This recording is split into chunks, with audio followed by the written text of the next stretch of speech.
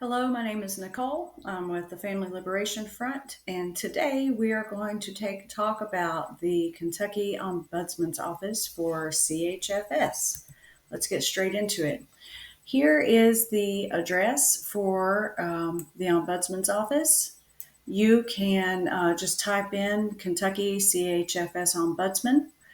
This is the branch that is supposed to handle consumer complaints for a variety of programs that are administered by CHFS. Child Protective Services is one branch of many in this very large bureaucracy. So, your administrative requests and reviews, all of your complaints or any of your concerns, after they have been submitted to your caseworker and that supervisor, always CC'd to your attorney. Your next step is going to be with the Office of the Ombudsman. So here's the website. You can see the Team Kentucky logo up here, and it will go over. There are multiple links in here for you to go over. So you can request an administrative hearing through the form that I had submitted to you. I had made a video about before. This is who it goes to. So the Office of the Ombudsman says that we answer questions about CHFS programs, investigate customer complaints, and work with CHFS management to resolve them, advise CHFS management about patterns of complaints, and recommend corrective action when appropriate. Now, just by that alone, you should see the value and importance of contacting these people and submitting written complaints that are specific to your case. The reason I say that's valuable and important is because of this section here, patterns of complaints. So often, the way the cabinet trains its employees, we'll see the same behaviors being exhibited across multiple counties, across the state, across different time periods, across different reasons for cabinet involvement. They use the same verbiage, the same language, the same methods, and the same tactics. Often they will deceive parents, they'll leave information out, they'll misinform, they'll neglect, or they'll ignore concerns. In order to start documenting your case, in order to help other families, you need to submit tactfully written, respectful complaints with evidence and also with next steps. You know, what's next in the process. Make yourself available. Tell them what you expect to happen. So if there's inaccurate information in your report, if your caseworker or their supervisor accuses you of behaving in a certain way that you didn't behave, and you've been recording, so you have the recordings to protect yourself when they come with some false allegations about disclosures or combative behavior or inappropriate behavior, they'll start. It's going to be difficult for them to ignore 10 people, 20 people, 100 families, but they'll ignore one. My initial contact with the cabinet, my family therapy notes had been withheld from me and from the court. I filed a complaint requesting that those be released, that I be given access to those, and the ombudsman's office said, you didn't even do family therapy, which was completely inaccurate. I'm still fighting them for those family therapy notes. But you have to be persistent. You have to be consistent. You have to stay after it. Don't let them ignoring you or you not getting any information stop you from continuing to stay on top of it and asking. The documentation trail is important, not just for your family and for your case, but for other families in the same area and statewide who are experiencing the same things. We need to establish this pattern of complaints before an office of the inspector general will do an investigation into the complaints that we have. So it all has to be documented. The Office of the Ombudsman aims to be conscientious and responsive and provide meaningful feedback to cabinet staff to improve customer service and satisfaction. Okay, I object to the language of parents involved in child protective services cases being referred to as clients and customers. I also object to them saying that they are providing us services. That is not the nature of our interaction, and everybody knows it. So, the pretty language aside, we know what is reality. So, we need to document reality, and we need to keep copies of reality, and we need to make sure that we're recording, we're only communicating via email, and that we're sending all of this information to our attorneys as we generate the emails, the requests, the complaints. Your attorneys need to be involved. They need to see what you are doing. Do not expect your attorneys to be hitting you back. Do not let your attorneys discourage you from filing these complaints. Silence is consent. If you do not speak up as these things are occurring, you can't go back later and say, well, this was going on. They're going to expect you to know all the forms, all the bureaucratic, shuffling. Who has, but if you don't work for the cabinet and have the training, you're not going to know. If your attorney isn't telling you that these options are available to you, you're not going to know. So you need to start documenting everything. And this is part of your documentation process. So I've never messed with the feedback survey because what's the point? But over here on the right-hand side of the screen, you can see here's the service appeal. If you have a protection and permanency case, if you have an objection to an item on your case plan, if you have an objection to visitation, if there's an issue on your case plan or something that's going on, you need to make sure you click here on this form, open this bad boy up, and fill it out. Now, as you can see, this is going to the quality assurance section of the Ombudsman's Office. So here it tells you who qualifies to fill out this form and what to do if you do not qualify. So for resolution of a matter not subject to review through an administrative hearing, you can call them. And if you call them, you record. Or you can submit your grievance in writing to the service region administrator. No later than 30 days from the date of the action of which the cabinet, you object to. And they encourage you to fill out the customer satisfaction survey and provide a link there. So this goes to, this is a request for an administrative hearing for the protection and permanency department. So here is the same information that you'll find on the DPP 155 form. This is going to be your name, the date you fill it out, your current address, your telephone number, your county. Here you will fill out the nature of your complaint. Additional paper may be used if necessary. So again, I encourage you to fill these forms out in blue ink if you're going to be mailing them in a copy of the form. If you have an email address that you can send it to, I would prefer that because you can fill this out with a PDF editor, save a copy to your computer, upload it, and then they can't say they didn't get it. It didn't get lost in the mail. If you are going to mail this in, send it certified mail. Spend that extra couple of bucks to make sure that you have a signature that you know that they received it. They can't say I didn't get it. So email I would prefer. So you can actually call your local branch, find out what the email is. And then there's a general email called, I believe it's CHFS listens at ky.gov. You can send it there. So if you're mailing this in through certified mail, fill all of this out in blue ink. Blue ink is your original. You'll photocopy this. You'll send them the copy and you will keep your original. Okay, do not send these people your only copy of anything. Copy everything. Send them the copy. Okay, please identify the date of the disputed cabinet action. So let's say they decide to reduce your visits.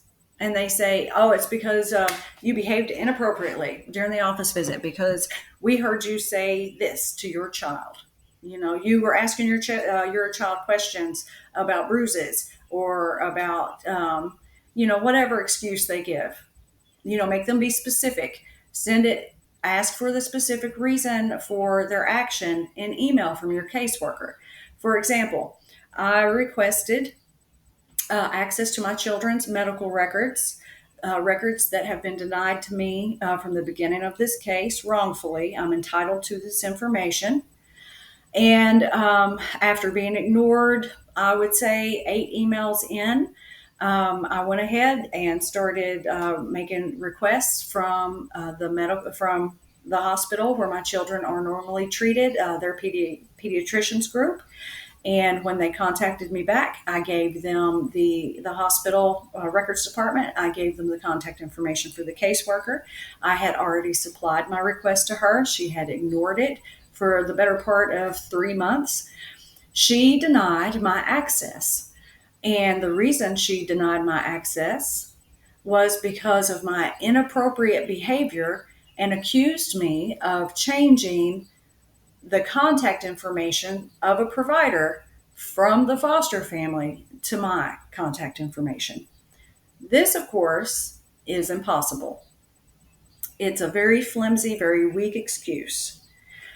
So I will be filling out this form and submitting it for as an administrative review. I will be using copies of that email. It would have been impossible for me to have completed that action since this particular child is in foster care. The referral came from the cabinet. It was attended by the foster parent. The release of information that I had was on cabinet letterhead and signed by the worker. I didn't change any contact information, but she is still denying me access based on that. For the previous 3 months where I've been attempting to get this information, she's just simply ignored it. But now she's come up with a good excuse. So that good excuse isn't good enough, and I'm going to be filling out this form where I specifically say exactly what happened, and I'll be providing them with the emails proving that exactly what my actions were. So here is where I will list her. Here is where I will list her supervisor. And then I will sign this. And if there's an authorized representative, let's say your attorney or somebody like that, then they can sign it too. So let's go back to the Ombudsman's Office website. All right, so here we have this in Spanish. Here is the DPP 155 form that I covered in another video and also in Spanish. Now, if you look at the upper left-hand side of the screen, you'll see all these different divisions. So you have the Division of Administrative Hearings, which will be handling all of your complaints and appeals. Here's the staff, a listing of the staff in that department. Here's the entire branch. I've not opened these up and looked at them, but you can click through them and see. Here is the Complaint Review branch. Now, under the Complaint Review branch, you are also going to have multiple options. Here's the contact information with the chfs.listens@ky.gov email address. Here is their direct main office in Frankfurt, and here are the different phone options so that you can call them. They have a frequently asked questions section on the right-hand side of the screen. And let's see, the Quality Advancement Branch. Let's take a look at these people. Per federal regulation, the cabinet must provide an administrative hearing process so citizens adversely affected by an action of the state have an opportunity for actions they disagree with to be reviewed. The Office of the Ombudsman and Administrative Review is a separate agency organized under the Office of the Secretary. The Quality Advancement Branch is responsible for determining whether an issue a citizen wants to appeal can be addressed by this division up here. The Quality Advancement Branch oversees the determination process for the following types of appeals. Um, CPS, protection and permanency. Um, this is how they get their funding from the federal government. The CAPTA law is where they get their financial incentives for removals, foster care, and adoption. Caretaker misconduct appeals, which is what you can file against the foster parent. If you've reported that you've seen bruises, your children have lice, the kids are reporting going hungry, they're showing up to office visits in ripped, torn, and dirty clothes, things like that, you can file a complaint against the foster parents. Now, don't expect to get very much play. They're going to support the foster parents. They are considered staff. As much as they would like to say they aren't, it takes a whole lot for a foster parent to be investigated. Whereas as a parent, it would only take one phone call from an anonymous source to launch an investigation. So some types of child care appeals, and the Office of the Inspector General CARES Rehab, and then Department of Medicaid Services. So it's these top appeals and complaints that this office is going to handle that will apply to you with a CPS case. So they claim to be a separate department from the cabinet and not unduly influenced by the cabinet or the client. You are the client. So they will take the information from you and they will investigate it. Now, as I said, I was told I didn't even participate in family therapy despite having 3 months of family therapy under my belt.